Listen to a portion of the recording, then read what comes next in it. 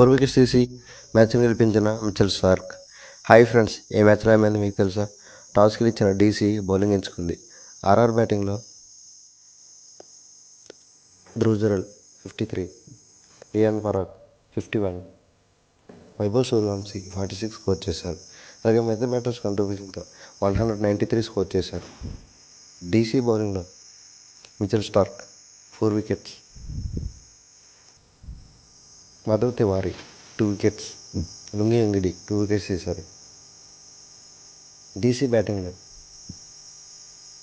Axar Patel 34, Abhishek Porel 51, KL Rahul 56 score చేశారు.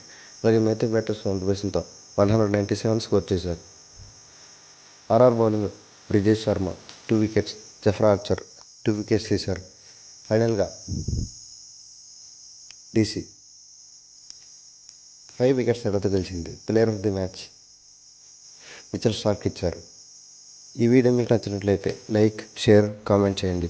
అలాగే మా ఛానల్ని సబ్స్క్రైబ్ చేసుకోండి. పక్కనే ఉన్న బెల్ బటన్ని యాక్టివేట్ చేయడం మర్చిపోకండి. Thank you for watching.